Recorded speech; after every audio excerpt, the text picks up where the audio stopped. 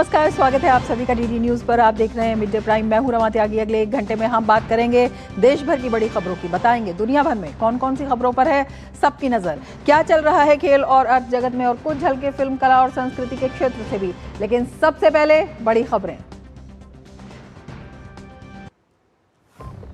पश्चिम बंगाल दौरे पर अमित शाह कोलकाता में पार्टी विधायकों और सांसदों के साथ कर रहे हैं अहम बैठक। कोलकाता महानगर पार्टी कार्यकर्ता सम्मेलन में भी करेंगे शिरकत।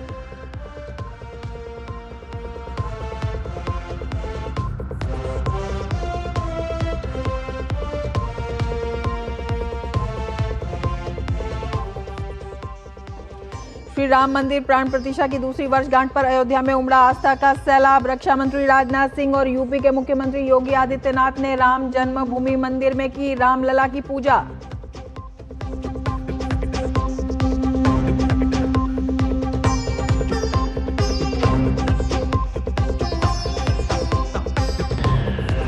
नए साल के स्वागत को लेकर लोगों में गजब का उत्साह। पर्यटन और धार्मिक स्थलों पर उमड़ी सैलानियों की भारी भीड़। प्रधानमंत्री ने नमो ऐप पर तस्वीरों के जरिए 2025 की अपनी यात्रा शेयर की।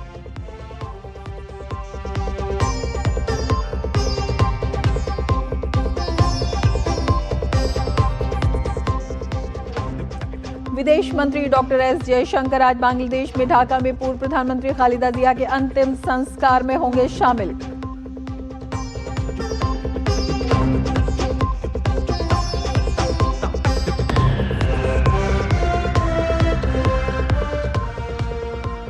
और प्रधानमंत्री नरेंद्र मोदी ने FIDE वर्ल्ड ब्लिट्ज शतरंज चैंपियनशिप में कांस्य पदक जीतने पर अर्जुन एरिगेसी को बधाई दी। कहा, अर्जुन का कौशल, धैर्य और जुनून काबिले तारीफ।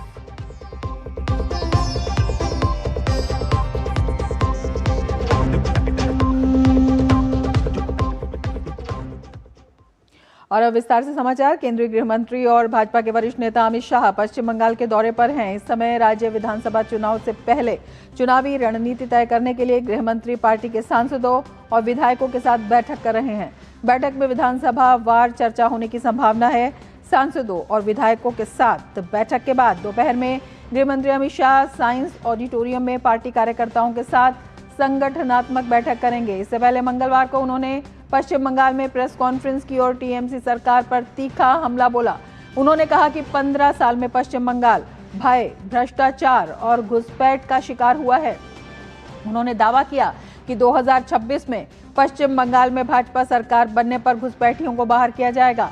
गृह मंत्री ने घुसपैठ को देश की सुरक्षा से जुड़ा मामला बताया और कहा कि देश की संस्कृति और सुरक्षा बचाने के लिए बंगाल की सीमाओं को सील करने वाली सरकार जरूरी है।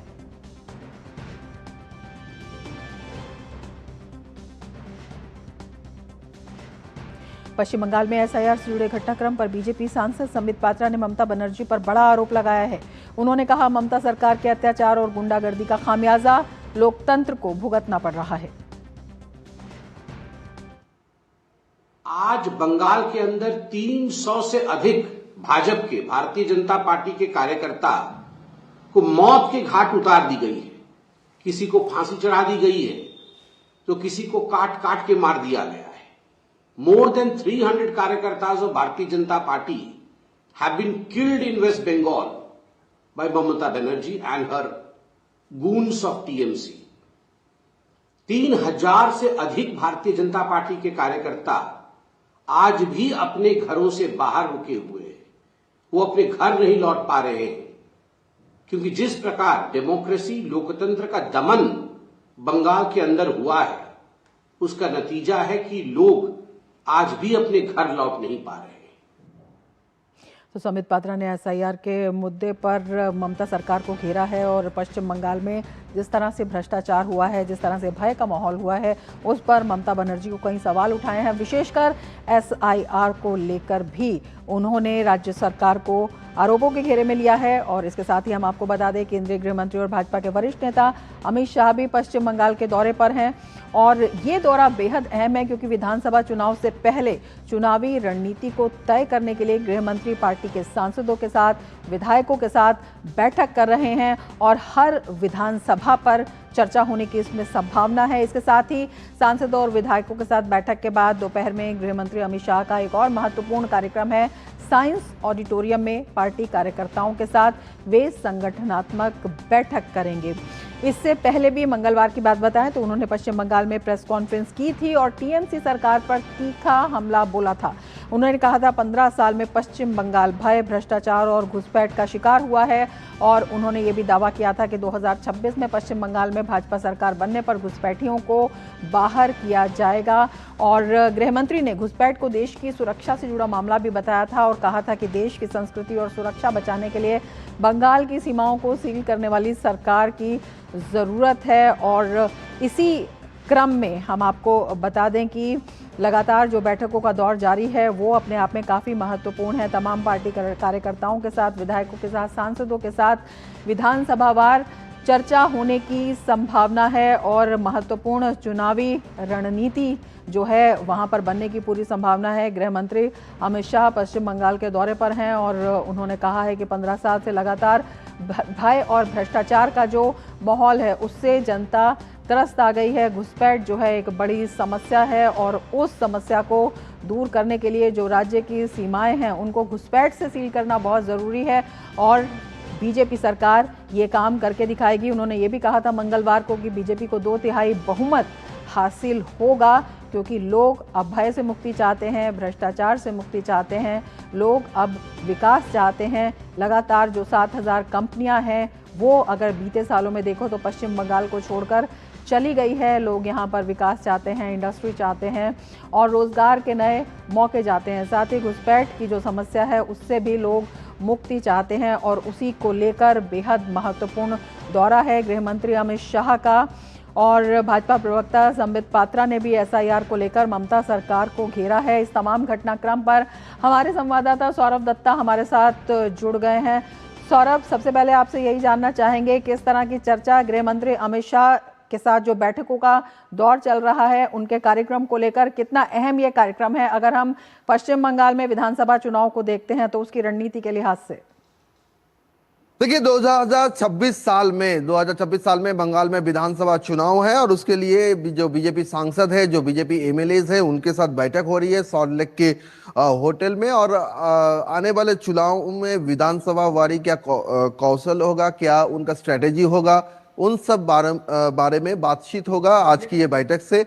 और उसके बाद साइंस सिटी में एक जो ये बीजेपी के जो वर्कर्स है उनके साथ एक ऑर्गेनाइजेशनल मीट करेंगे गृह मंत्री अमित शाह। और उससे पहले जो उनके जो रिप्रेजेंटेटिव्स है, जो सांसद है, जो एमएलएज है, उनके साथ बैठकर आने वाले चुनाव में क्या कहना है, कि किस तरह से प्रचार करना है, किस तरह से टीएमसी की जो सरकार है उसकी कौन कौन दिक को लेके जनता के पास जाना है, इन सब बातों को लेके आज चर्चा होने की संभावना है।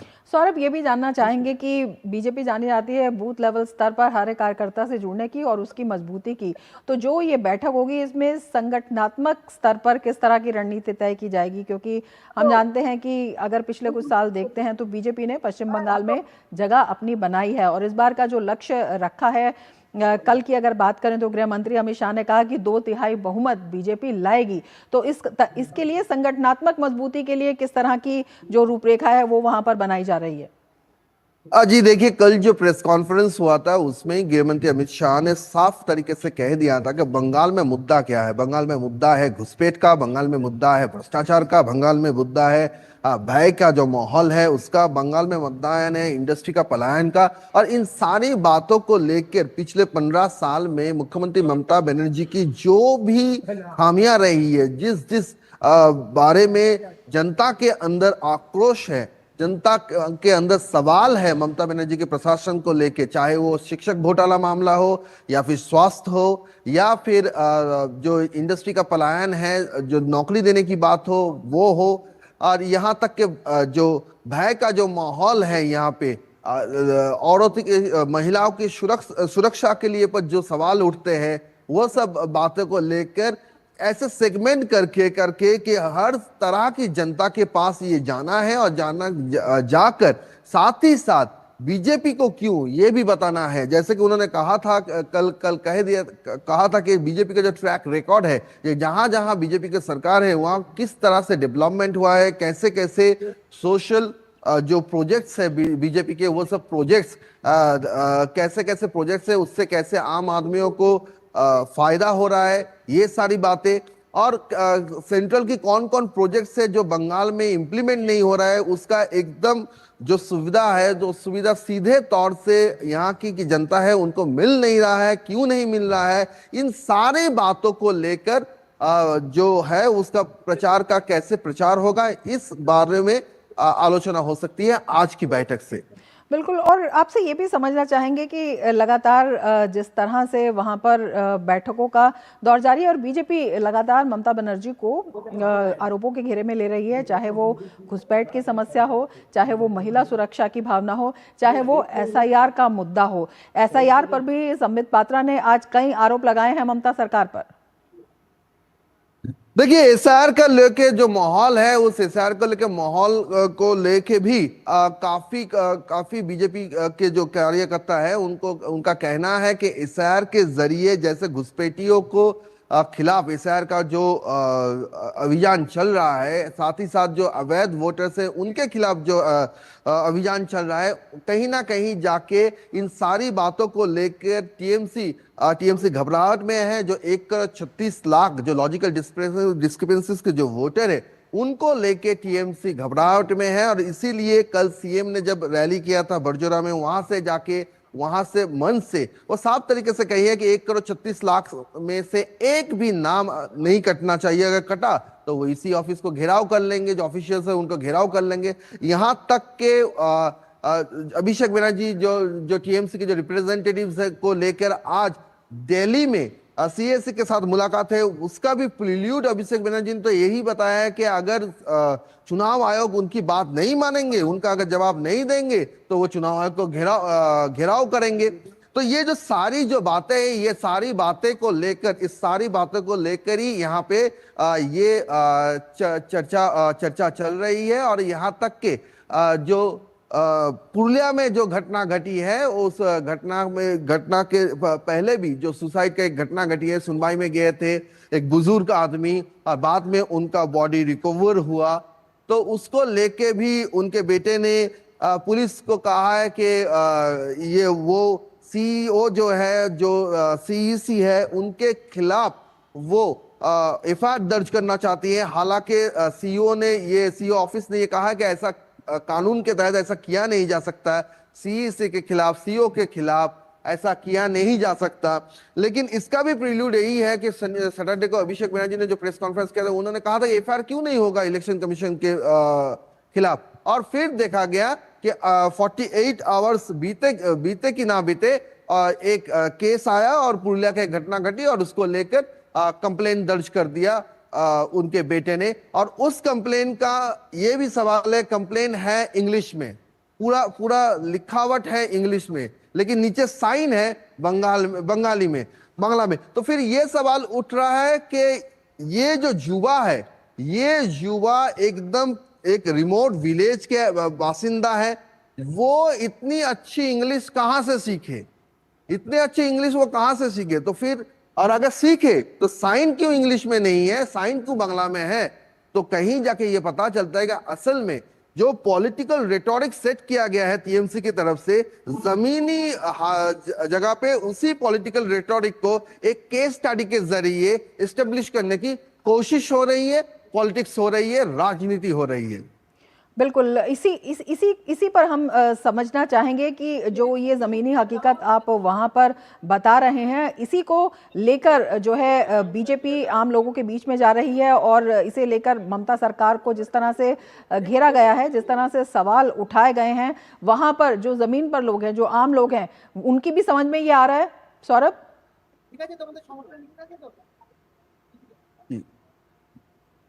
देखिए, तो माहौल तो वही है, इसीलिए पर पूरा जो स्थिति है, उस स्थिति को एक अगर लाइन पे हम अगर देखें तो एक तरफ गृह मंत्री अमित शाह यहाँ पे है, दूसरी तरफ एसआईआर के विरोध में है तृणमूल, और और एक बात ये है कि पूरा जो मुद्दा है, पूरा इलेक्शन का जो मुद्दा है, इलेक्शन के मुद्दे में हर एक बात को लेके टीएमसी खिलाफ में है और वो कह रही है कि उनकी जो शासन है वो शासन असल में जनता के हित में है, लेकिन हालांकि वास्तव में कुछ और ही नजर आ रहे हैं, कुछ और ही चीज सामने आ रहे हैं। तो इसी को चलते, इसी बात को लेकर आज जो बैठक है वो काफी अहम बैठक है। लेकिन और जनता यहाँ के पे हित में कार्यकर्ता भी आप देख सकते हैं, कार्यकर्ता सब एक एक करके आ रहे हैं और ये कार्यकर्ता को भी असल में यही है फुट सोल्जर्स, यही है जो अपने अपने कॉन्स्टिट्यूएंसी में जाएंगे, अपने अपने बूथ में जाएंगे और वहां पे जाके उनको क्या कहना है।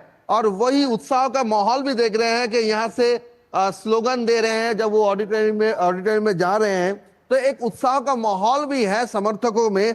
गृह मंत्री अमित शाह जी का कहना है कि यही एक छवि है जिससे लगता है कि इस बार बंगाल की जनता तय कर चुकी है कि यहाँ पे बीजेपी की सरकार आएगी। लेकिन ये आखिर में ये कितना रंग लाती है ये दावा, वो तो आने वाले दिन ही बताएगा।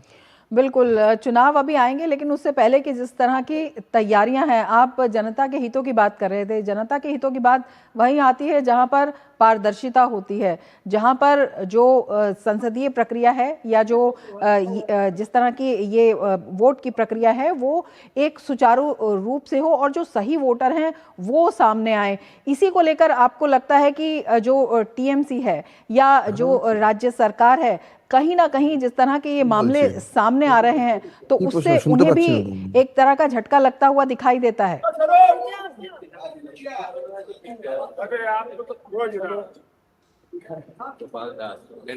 जरा सवाल फिर से करेंगे। सौरभ, मैं ये पूछना चाह रही हूँ कि एसआईआर को लेकर टीएमसी जो लगातार विरोध कर रही है, जबकि इलेक्शन कमीशन का साफ कहना है बिहार मॉडल एक सक्सेसफुल मॉडल था और पारदर्शिता इससे सुनिश्चित की गई है। सौरभ को हमारी आवाज नहीं आ रही है, लेकिन हम आपको बता दें कि गृह मंत्री अमित शाह पश्चिम बंगाल के दौरे पर हैं और वहां पर कल उन्होंने एक प्रेस कॉन्फ्रेंस की थी और आज भी बैठकों का दौर जारी है और एक बड़ा कार्यक्रम है। और अपने आप में बीजेपी का ये मानना है कि इस बार 2/3 बहुमत वहां पर हासिल होगा और उसको लेकर किस तरह से जो कार्यकर्ता हैं उनकी मजबूती, जो संगठन है उसकी मजबूती और जो वहां पर मेन मुद्दे हैं, चाहे वो महिला सुरक्षा का मुद्दा हो, चाहे घुसपैठ का मुद्दा हो या फिर वहां पर भ्रष्टाचार का मुद्दा हो, उसको लेकर बीजेपी लगातार टीएमसी की ममता सरकार पर आक्रामक है। आगे भी जानकारी देते रहेंगे, लेकिन मिड डे प्राइम में फिलहाल वक्त है एक ब्रेक का। आप बने रहिए डीडी न्यूज के साथ।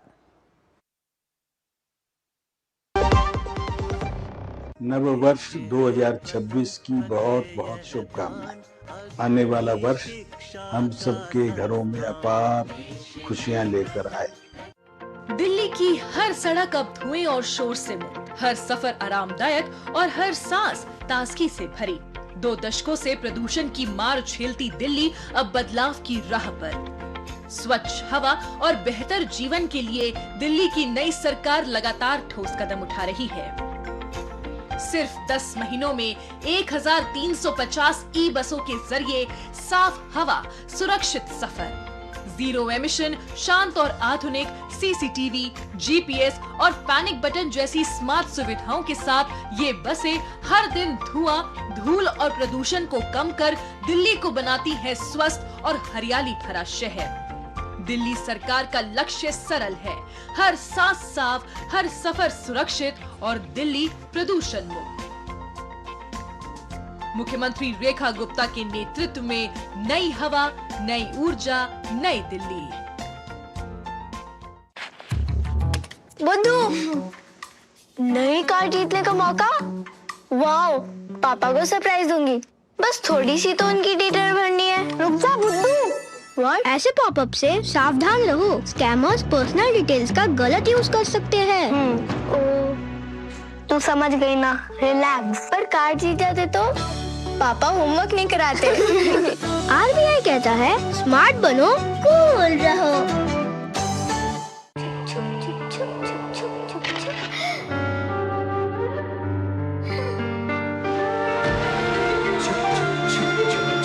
आ जाओ। Yes papa.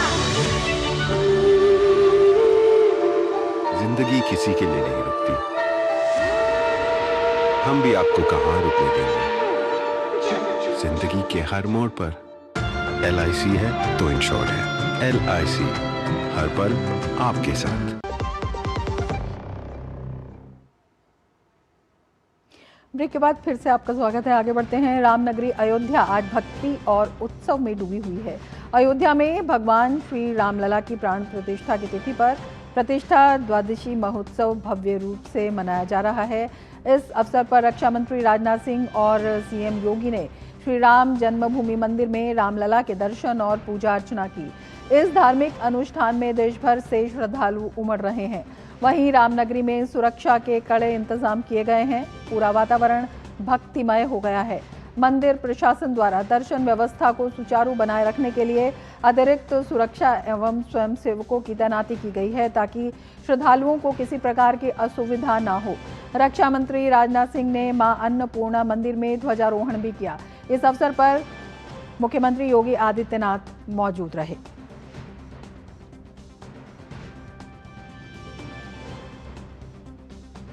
तो अयोध्या में प्राण प्रतिष्ठा द्वादशी पर भव्य महोत्सव का आयोजन।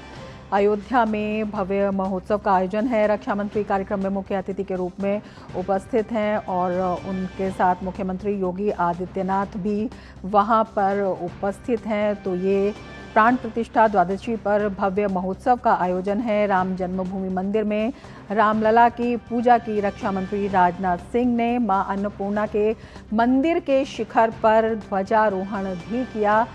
सुरक्षा के कड़े इंतजामों के बीच लाखों श्रद्धालु अयोध्या पहुंच रहे हैं। पूरी अयोध्या राममय है। प्रतिष्ठा द्वादशी महोत्सव है और रक्षा मंत्री राजनाथ सिंह वहां पर मौजूद हैं। इसके साथ ही दोनों नेताओं ने, रक्षा मंत्री राजनाथ सिंह ने और योगी आदित्यनाथ ने अयोध्या जी के प्रसिद्ध हनुमानगढ़ी मंदिर में दर्शन पूजन भी किया।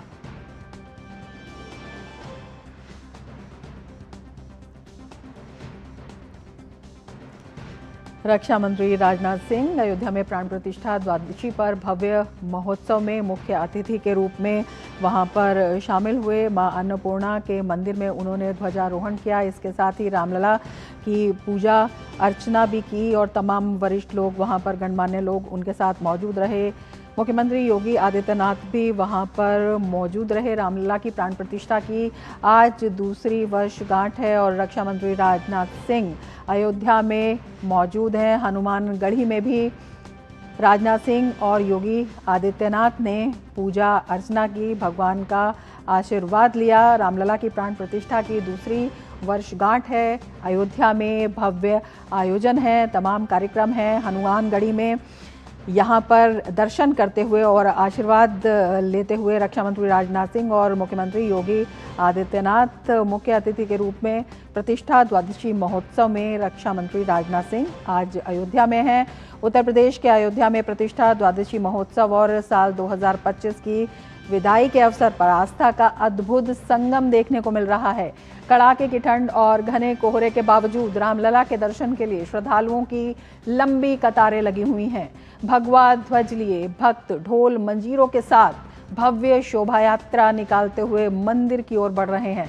इस दौरान सुरक्षा के कड़े इंतजामों के बीच जगत गुरु श्री रामानंदाचार्य द्वार पर वैदिक मंत्रोच्चार गूंज रहा है।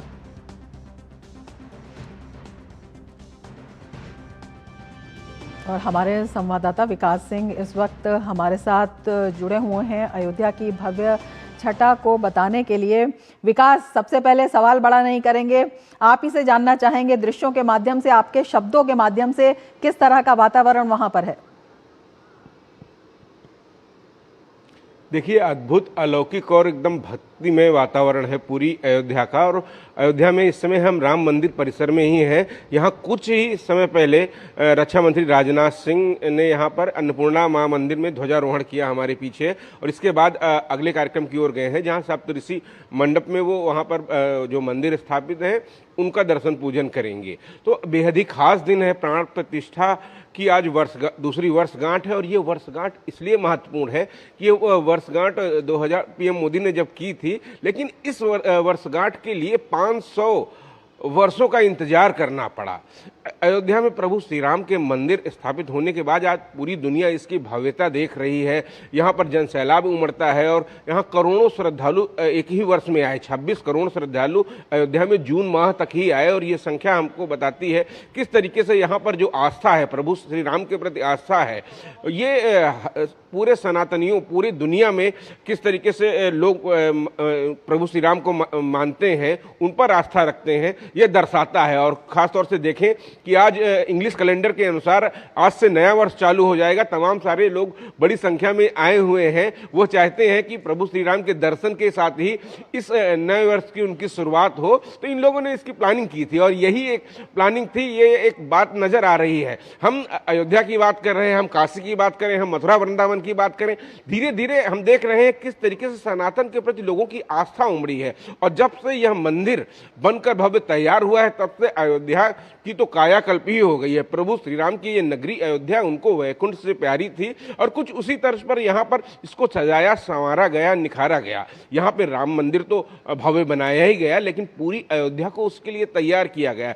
इस अयोध्या नगरी में होटल बनाए गए, यहाँ पर होम स्टे की सुविधा दी गई, यहाँ पर सड़क कनेक्टिविटी बेहतर की गई, यहाँ एयर कनेक्टिविटी बेहतर की गई, यहाँ पर रेल कनेक्टिविटी बेहतर की गई। इन तमाम सारी चीज़ों से हम देखते हैं अगर आज के 8 साल पहले कोई अयोध्या आया होता तो बिल्कुल पहचान भी ना पाएगा यहाँ पर कि ये वही अयोध्या है। बदली बदली सी, निखरी निखरी सी, दुल्हन सी सजी हुई ये अयोध्या है और ये राम मंदिर परिसर उसी तरह सजा संवरा है। और क्यों ना हो, इस अयोध्या ने बहुत कुछ देखा है। प्रभु श्री राम का जन्म, उनका बचपन देखा, उनका राज्याभिषेक देखा, उनका वनवास देखा और उसके बाद हमने देखा एक सैकड़ों साल तक लोगों की आस्था रही, अनंत काल तक आस्था रही। लेकिन 15वीं शताब्दी में जब यहाँ पर आक्रांताओं के द्वारा यहाँ पर मंदिर का विध्वंस होता है तो उसने भी देखा, सरयू का पानी भी लाल हुआ यहाँ पर। यहाँ की अयोध्या ने राजनीतिक उपेक्षा भी देखी। तमाम सारे राजनीतिक दल के नेता यहाँ आना नहीं पसंद करते थे, यहाँ पर आते थे, अयोध्या आते थे, लेकिन जन्मभूमि स्थल पर उनको आना बिल्कुल नहीं पसंद था। लेकिन अब वक्त बदल गया है, दौर बदल गया है,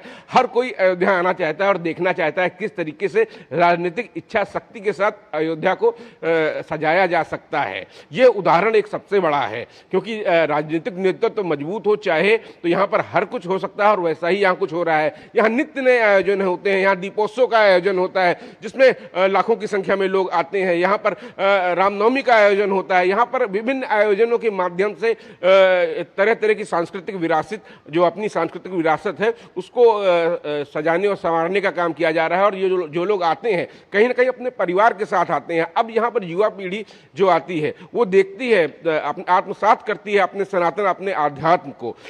दुनिया का ये कहें कि सबसे बड़ा आध्यात्मिक केंद्र बिंदु अयोध्या हो गया इस समय, तो ये कहना अत्युक्ति नहीं होगा, बिल्कुल इसी तर्ज पे है अयोध्या। और श्री राम में आस्था रखने वाले, श्री राम का जो मार्गदर्शन है, श्री राम का जो है, क्योंकि श्री राम पुरुषोत्तम राम है, उनका हर आदर्श, हर मानक जीवन को यथार्थ करने के लिए, कृतज्ञता करने के लिए, सफल करने के लिए प्रेरणादायक है। प्रभु श्री राम मर्यादा पुरुषोत्तम है, उनको तो हर कोई जो चाहता है, दोस्त कैसा चाहिए, राम जैसा, भाई कैसा चाहिए, राम जैसा, पुत्र कैसा चाहिए, राम जैसा। तो राम तो हर चीज में राम है और राम नगरी में जो आता है कहीं ना कहीं उनको जब आत्मसात करता है तो उसके जीवन में सफलता मिलती है, शांति मिलती है, सुख मिलता है। और यही हम देख रहे हैं इस अयोध्या नगरी में, तभी लाखों की संख्या में लोग यहाँ आ रहे हैं। रमा, बिल्कुल। विकास, आपसे ये भी समझना चाहेंगे, जिस तरह से आपने बताया है कि लाखों की संख्या में लोग वहाँ पर आ रहे हैं और जो ये संयोग है वो भी अद्भुत बनता हुआ दिखाई देता है। एक तरफ रामलला की प्राण प्रतिष्ठा की दूसरी वर्षगांठ है, दूसरी तरफ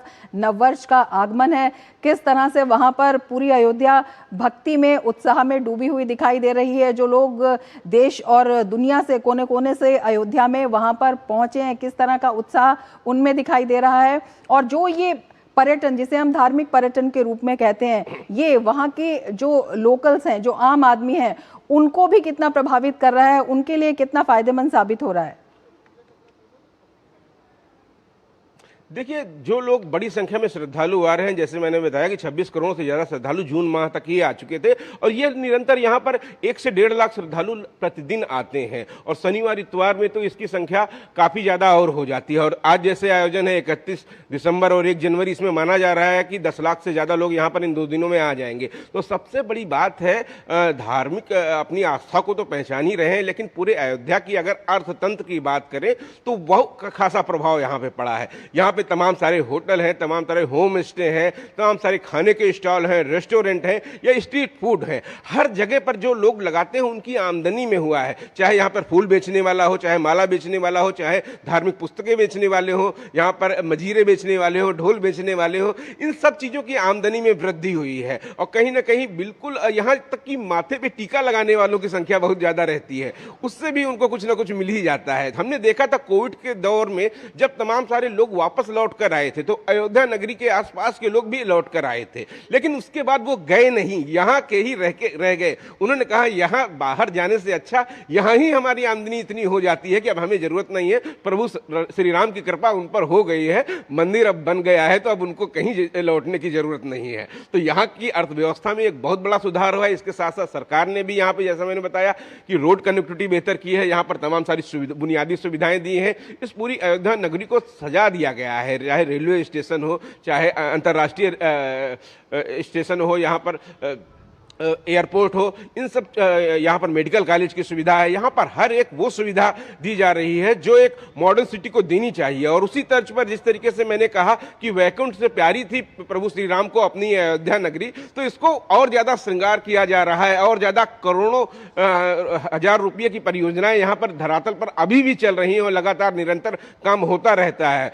सरकार यहाँ पर लगातार, देखते हैं पीएम मोदी के मार्गदर्शन में मुख्यमंत्री योगी आदित्यनाथ हर एक विकास कार्य की लगातार निगरानी रखते हैं और हर आम आदमी को उसका लाभ मिले, प्रभु श्री राम का आशीर्वाद मिले। जो यहाँ आते हैं तो आशीर्वाद लेके ही जाते हैं, लेकिन जो यहाँ रहते हैं, इस धरती पर रहते हैं, वो भी प्रफुल्लित है, कहते हैं कि उनकी नगरी, ये अयोध्या बदल गई है, उनका जीवन अब बदल गया है। बिल्कुल, बहुत शुक्रिया विकास हमसे जुड़ने के लिए और तमाम दृश्य और तमाम जानकारी हमारे साथ साझा करने के लिए। तो रामलला की प्राण प्रतिष्ठा की दूसरी वर्षगांठ आज है और अयोध्या में रक्षा मंत्री राजनाथ सिंह इस आयोजन में मुख्य अतिथि के रूप में मौजूद हैं और तमाम बड़े कार्यक्रम हैं और लाखों लोग वहां पर आए हुए हैं और भक्ति और उत्साह वहां पर चप्पे चप्पे में दिखाई दे रहा है। आगे बढ़ेंगे और अब हम बात करेंगे मौसम की, लेकिन उससे पहले लेते हैं एक ब्रेक। आप बने रहिए डीडी न्यूज़ के साथ। हम आगे आपको बताएंगे मौसम की बात। उत्तर पूर्वी भारत सहित देश के अधिकांश हिस्से इन दिनों भीषण ठंड की चपेट में है। कोहरा और शीतलहर के कारण जनजीवन अस्त व्यस्त हो गया है। कम दृश्यता से सड़कों पर वाहन चलाना मुश्किल हो रहा है। दिल्ली, मुंबई, मुरादाबाद और चंडीगढ़ में आज भी घना कोहरा छाया रहा, जिसका असर आम लोगों की दिनचर्या पर साफ नजर आ रहा है। मौसम विभाग के अनुसार अगले कुछ दिनों तक मौसम ऐसा ही बने रहने की संभावना है। तो देश भर में कड़ाके की ठंड और घने कोहरे का असर साफ तौर पर दिखाई दे रहा है और शीतलहर से उत्तर पूर्वी भारत समेत कई राज्यों में जनजीवन प्रभावित है। हमारे संवाददाता मोहित शुक्ला हमारे साथ जुड़ चुके हैं। मोहित, किस तरह से मौसम का असर देख रहे हैं? मौसम विभाग का क्या कुछ कहना है आने वाले दिनों के लिए और किस तरह की परेशानियों का सामना लोगों को करना पड़ रहा है इस वक्त?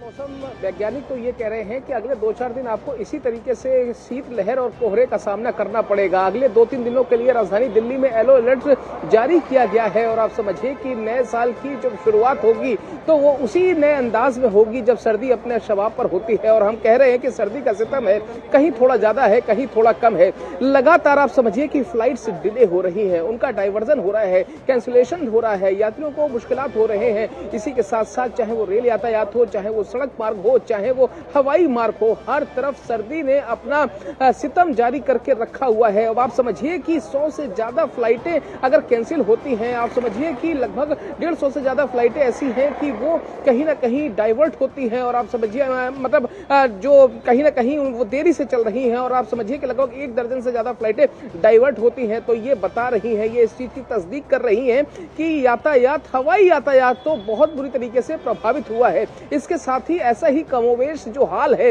वो रेल यातायात का भी हुआ है। दिल्ली पहुंचने वाली 100 से ज्यादा ट्रेनें लेट चल रही हैं, लेट लतीफी वहां भी देखने के लिए मिल रही है। और सड़कों का तो आलम ऐसा हो गया है कि विजिबिलिटी आपको कहीं पर तो आप ये मानिए कि 0 मिल रही है, कहीं पर 200-250 की है, तो कहीं पर जो दृश्यता है वो 50 मीटर से भी ज्यादा कम है। मसलन आप यमुना एक्सप्रेसवे की बात कीजिए, दिल्ली मेरठ एक्सप्रेसवे की बात कीजिए, आप NH-91 की बात कीजिए, आप कुंडली मानेसर पलवल एक्सप्रेसवे यानी कि KMP की बात कीजिए, आपको ऐसी ही विजिबिलिटी पॉसिबिलिटी देखने के लिए मिल रही है। तो आप समझिए कि हर कोई इस समय सर्दी से ये कह रहा है कि सर्दी तुम कब जाओगे, और आप समझिए कि सर्दी अभी लगभग 15-20 दिन उत्तर भारत को अपनी जकड़न से आजाद नहीं करने वाली है। 15-20 दिन आप समझिए कि आपको अलाव का सहारा लेना पड़ेगा, आपको अपने गर्म कपड़ों के सहारे रहना पड़ेगा, और टेम्परेचर जो है वो लगातार डिप हो रहा है। हवा की जो रफ्तार है वो काफी धीमी है।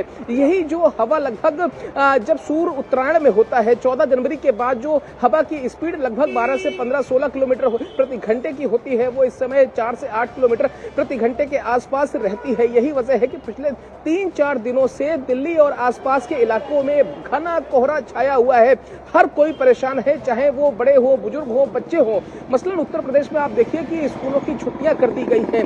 कई जगह पर तमाम तरीके की, चाहे वो GMR की बात हो, दिल्ली एयरपोर्ट की बात हो, लगातार मंत्रालय की तरफ से भी, नागरिक उड्डयन मंत्रालय की तरफ से भी समय समय पर एयरलाइंस कंपनियों को उनको निर्देश दिए जा रहे हैं। GMR दिल्ली एयरपोर्ट खुद एडवाइजरी जारी कर रहा है। लोगों को ये कहा जा रहा है, यात्रियों को ये कहा जा रहा है कि आप अपने घर से निकलने से पहले सारा सब कुछ अपने फ्लाइट की टाइमिंग चेक कर लें। ठीक इसी तरीके से ऑल टाइम मॉनिटरिंग पर रेलवे भी काम कर रहा है, यानी कि ट्रेन सही तरीके से सुचारू तौर पर चल पाए, हर कोई नए साल का लुत्फ उठा पाए, और जो जहां अपने डेस्टिनेशन पर पहुंचना चाहता है वो समय से पहुंच जाए, कोहरे की मार से उसको दो चार ना होना पड़े, इसके लिए भी मुकम्मल इंतजाम किए जा रहे हैं।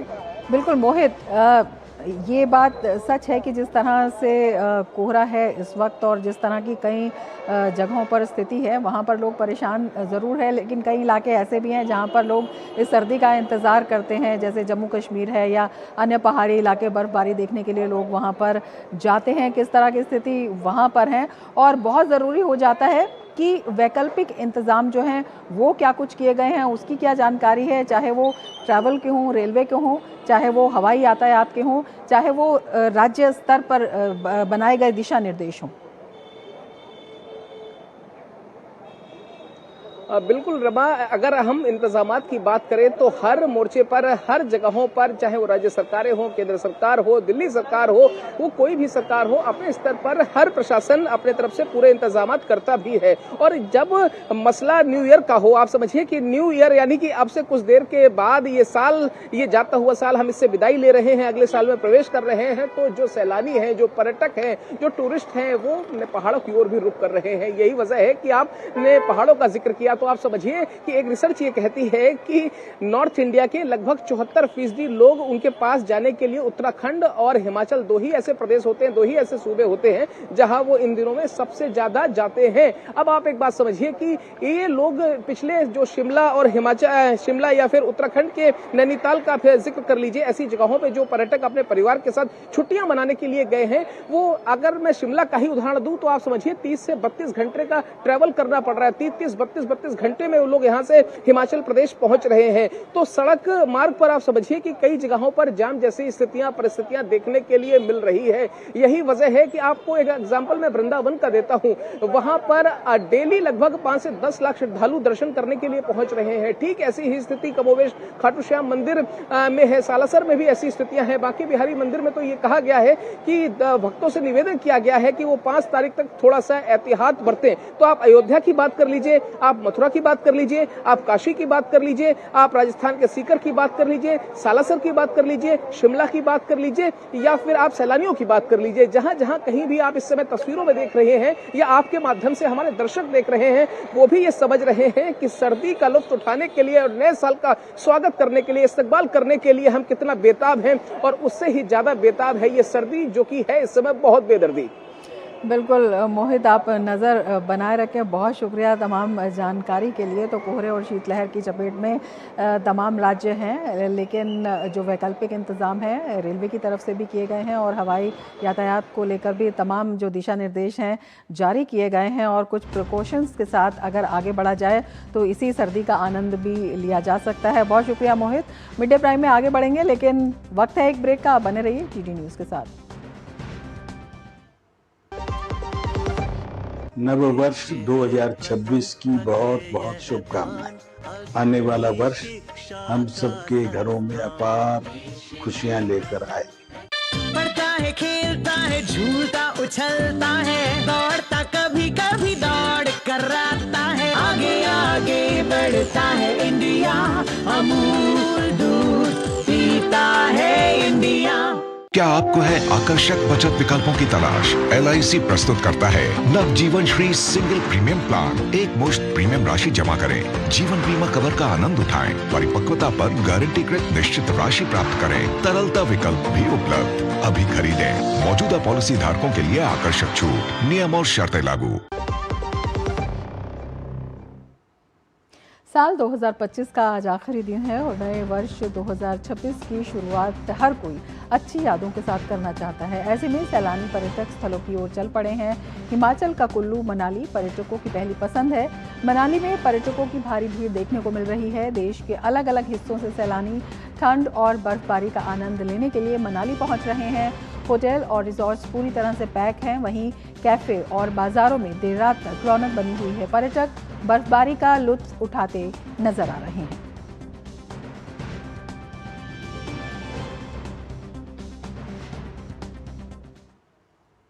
हम दिल्ली से आए हैं और आज सुबह ही यहाँ पहुंचे हैं और इस उम्मीद पे आए हैं कि शायद स्नोफॉल होगी। हर साल तो कहीं और जाता है, इस बार मनाली आए हैं बट इसी होप में आए हैं कि शायद स्नोफॉल देखने को मिलेगी। 12 लोग हैं मेरे साथ, पूरी फैमिली आई है और बहुत एक्साइटेड हैं और हमने देखा कि ऑलमोस्ट 70% अनुमान है कि स्नो होगी। तो हमने रास्ते में पहाड़ में देखा कि स्नो गिर रही थी तो हम बहुत खुश हुए कि शायद पक्का मिलेगी। बहुत ज्यादा एक्साइटेड हूँ। हम लोग मतलब बहुत टाइम से टूर प्लान कर रहे थे कि हम मनाली आएंगे और यहाँ पर इतनी सारी एक्टिविटीज हैं। मतलब हमें वेट तो था कि हम स्नोफॉल देखेंगे बट स्नोफॉल अभी होनी रही। बट अभी आगे हमने माउंटेन्स पर देखा था तो उसमें मतलब बीच रास्ते बहुत एक्साइटेड हो गए थे जब हमने माउंटेन्स देखे थे। इसके साथ ही नए साल से पहले देश भर के धार्मिक और पर्यटन स्थलों पर भी भक्तों का सैलाब उमड़ पड़ा है। अयोध्या, काशी, वृंदावन और हरिद्वार में लगातार भक्तों की संख्या बढ़ती जा रही है। रामनगरी अयोध्या में भगवान रामलला के दर्शनों के लिए भारी संख्या में राम भक्त पहुंच रहे हैं। वहीं काशी विश्वनाथ धाम में भी शिव भक्त भगवान के दर्शनों के लिए पहुंचकर हाजिरी लगा रहे हैं। नए साल के मौके पर बांके बिहारी मंदिर में भी भक्तों की भीड़ लगातार बढ़ रही है। हरिद्वार के मनसा देवी मंदिर में भी भक्त लगातार दर्शनों के लिए पहुंच रहे हैं।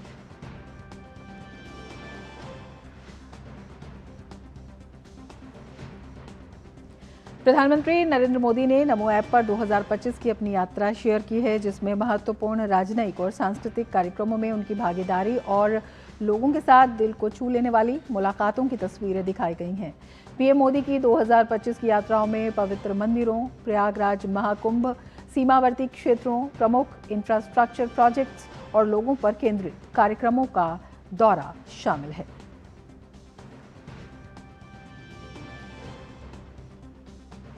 तो प्रधानमंत्री नरेंद्र मोदी ने 2025 की अपनी यात्रा नमो ऐप पर शेयर की है, जिसमें महत्वपूर्ण पलों की उन्होंने लोगों के साथ भागीदारी की है। महत्वपूर्ण राजनयिक और सांस्कृतिक कार्यक्रमों में उनकी भागीदारी और लोगों के साथ दिल को छू लेने वाली मुलाकातों की तस्वीरें इसमें दिखाई गई हैं। पीएम मोदी की 2025 की यात्राओं में पवित्र मंदिरों, प्रयागराज महाकुंभ और तमाम क्षेत्रों में जो उनके दौरे रहे, जो उनकी मुलाकात रही और दिल को छू लेने वाले पल रहे, वो शामिल हैं। सूचना एवं प्रसारण राज्य मंत्री डॉक्टर एल मुरुगन ने आज नई दिल्ली स्थित नेशनल मीडिया सेंटर में भारत सरकार के आधिकारिक कैलेंडर भारत एट 2026 सेवा, सुशासन और समृद्धि का विमोचन किया। इस अवसर पर सूचना एवं प्रसारण मंत्रालय के सचिव संजय जाजू, अतिरिक्त सचिव प्रभात, पीआईबी के महानिदेशक अनुपमा भटनागर, सीबीसी के महानिदेशक कंचन प्रसाद भी मौजूद रहे। कार्यक्रम को संबोधित करते हुए डॉक्टर एल मुरुगन ने कहा, कैलेंडर की इस बार की थीम भारत के विश्वास को दर्शाती है। भारत अपने भाग्य का निर्माण स्वयं कर रहा है। डॉक्टर एल मुरुगन ने कहा कि इस वर्ष सरकार ने कई ऐतिहासिक सुधार किए हैं जो विकसित भारत 2047 की दिशा में देश की राष्ट्रीय यात्रा में महत्वपूर्ण अध्याय जोड़ते हैं।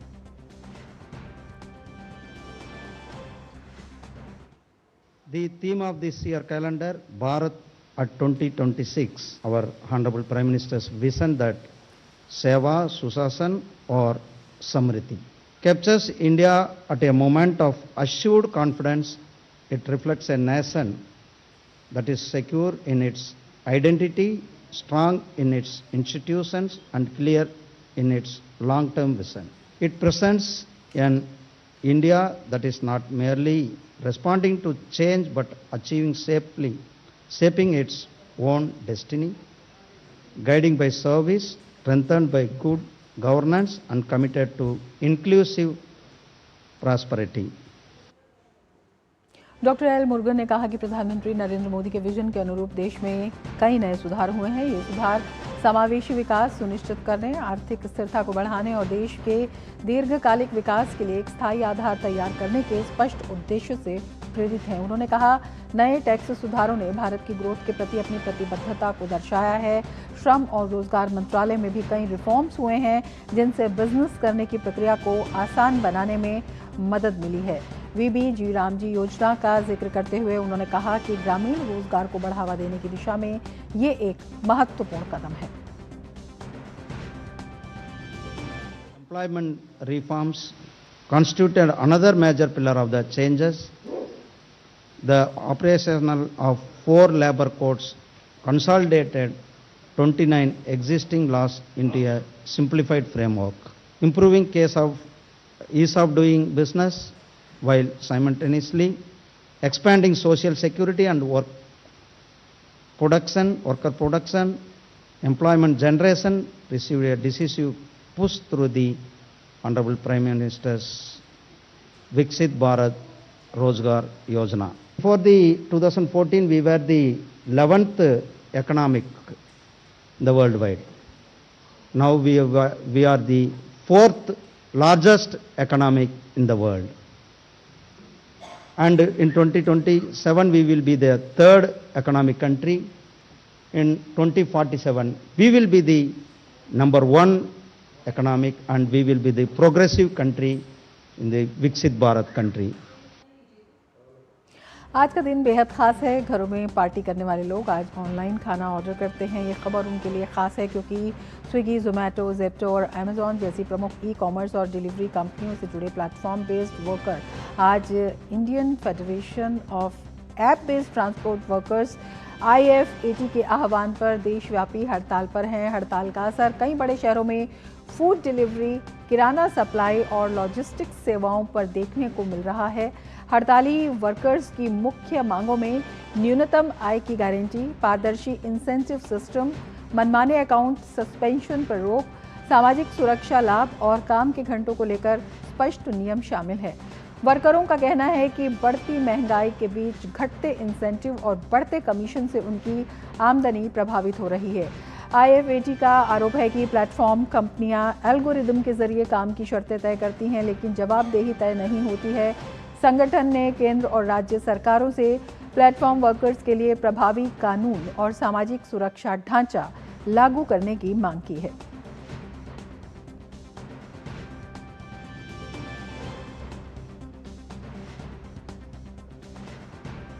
और अब देख लेते हैं खेल जगत की खबरें। और खेल की खबरों के साथ सुचित्रा हमारे साथ इस वक्त जुड़ी हुई हैं। सुचित्रा, क्या कुछ खास खेल की खबरों में आज? शुक्रिया रमा। सबसे पहले बात करते हैं शतरंज की दुनिया से आई एक अच्छी खबर से। अर्जुन अरिगेसी ने एक उपलब्धि हासिल की है और प्रधानमंत्री नरेंद्र मोदी ने भी FIDE वर्ल्ड ब्लिट्ज शतरंज चैंपियनशिप में कांस्य पदक जीतने पर अर्जुन अरिगेसी को बधाई दी है। PM ने X पर लिखा, शतरंज में भारत लगातार आगे बढ़ रहा है। दोहा में FIDE वर्ल्ड ब्लिट्ज शतरंज चैंपियनशिप में कांस्य पदक जीतने पर अर्जुन अरिगेसी को बहुत बहुत बधाई। उन्होंने हाल ही में FIDE रैपिड शतरंज चैंपियनशिप में भी कांस्य पदक जीता था। उनका कौशल, धैर्य और जुनून काबिले तारीफ है। उनकी उपलब्धियां हमारे युवाओं को प्रेरित करती रहेंगी। मेरी ओर से उन्हें शुभकामनाएं।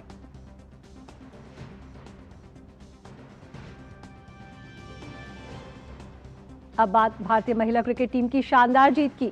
भारतीय महिला क्रिकेट टीम ने श्रीलंका के खिलाफ 5 मैच की T20 सीरीज 5-0 से अपने नाम की। तिरुवनंतपुरम में खेले गए सीरीज के आखिरी मैच में भारत ने श्रीलंका को 15 रन से हरा दिया। पहले बल्लेबाजी करते हुए भारत ने 20 ओवर में 7 विकेट पर 175 रन बनाए। कप्तान हरमनप्रीत कौर ने सर्वाधिक 68 रन बनाए। जवाब में श्रीलंका की टीम 20 ओवर में 7 विकेट पर 160 रन ही बना सकी। हरमनप्रीत कौर को प्लेयर ऑफ द मैच और शेफाली वर्मा को प्लेयर ऑफ द सीरीज चुना गया। ये तीसरा मौका है जब भारतीय महिला टीम ने 5 मैच की सीरीज को 5-0 से क्लीन स्वीप किया है। वहीं ये पहला मौका है जब श्रीलंका ने 5 मैच की कोई सीरीज 5-0 से गंवाई है। और भारत ने श्रीलंका के खिलाफ टी20 सीरीज 5-0 से अपने नाम की। सीरीज में शानदार प्रदर्शन का फायदा भारतीय खिलाड़ियों को रैंकिंग्स में भी हुआ है। ताजा जारी आईसीसी महिला टी20 रैंकिंग्स में भारतीय खिलाड़ियों की रैंकिंग्स में काफी सुधार हुआ है। श्रीलंका के खिलाफ संपन्न टी20 सीरीज में शानदार प्रदर्शन करने वाली भारतीय महिला क्रिकेट टीम की खिलाड़ियों को आईसीसी रैंकिंग्स में भी फायदा हुआ है। ताजा जारी आईसीसी महिला टी20 रैंकिंग्स में भारत की सलामी बल्लेबाज शेफाली वर्मा और तेज गेंदबाज रेणुका सिंह ठाकुर की रैंकिंग में सुधार हुआ है। शेफाली वर्मा 4 स्थान चढ़कर 6ठे स्थान पर आ गई हैं। शेफाली ने श्रीलंका के खिलाफ टी20 सीरीज में 3 अर्धशतक लगाए और वे प्लेयर ऑफ द सीरीज चुनी गयीं। उन्होंने दूसरे टी20 में 69, तीसरे टी20 में 79 और चौथे टी20 में भी 79 रन की पारी खेली। वहीं रेणुका सिंह ठाकुर गेंदबाजों की रैंकिंग में 8 स्थान चढ़कर संयुक्त रूप से 6ठे स्थान पर आ गई हैं। रेणुका ने श्रीलंका के खिलाफ सीरीज के तीसरे टी20 मैच में 21 रन देकर 4 विकेट लिए थे।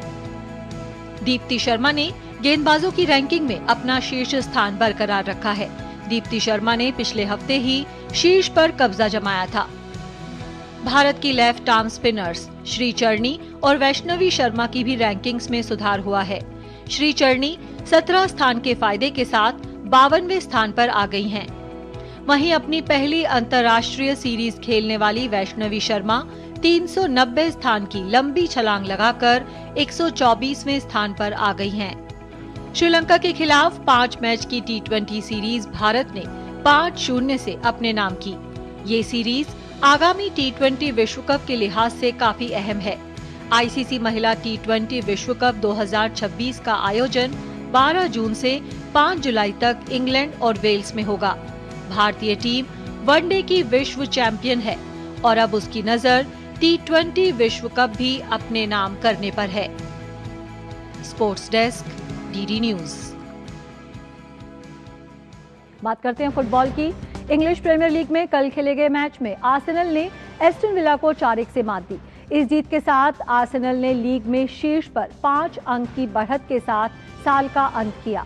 विला की टीम इस मैच से पहले 11 मैच से जीत के रथ पर सवार थी। इसमें 24 दिन पहले आर्सेनल के खिलाफ मिली जीत भी शामिल थी। हालांकि आर्सेनल ने एस्टन विला का विजय रथ रोकने में आखिरकार कामयाबी पाई। इंग्लिश प्रीमियर लीग में चेल्सी और बॉर्नमथ ने 2-2 से ड्रॉ खेला। बॉर्नमथ के फॉरवर्ड सेमेन्यो ने टीम के लिए दोनों गोल किए। ये मैच स्टैमफोर्ड ब्रिज में खेला गया। चेल्सी ने पिछले 7 मैच में से सिर्फ 1 मैच जीता है।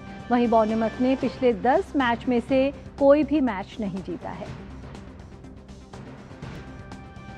रियल मैड्रिड ने मंगलवार को एक ओपन ट्रेनिंग सेशन में हिस्सा लिया। टीम के प्रशंसकों को भी ये ओपन ट्रेनिंग सेशन देखने का मौका मिला।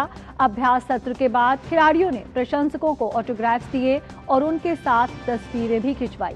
रियल मैड्रिड फिलहाल ला लीगा में दूसरे स्थान पर है। तो नए साल पर रियल मैड्रिड ने प्रशंसकों को दिया तोहफा। खेल की खबरों में फिलहाल इतना ही। वापस चलते हैं रमा के पास। बहुत शुक्रिया सुचित्रा, तमाम खबरों की जानकारी के लिए। इसके साथ ही मिड डे प्राइम में फिलहाल इतना ही। दीजिए इजाजत, नमस्कार।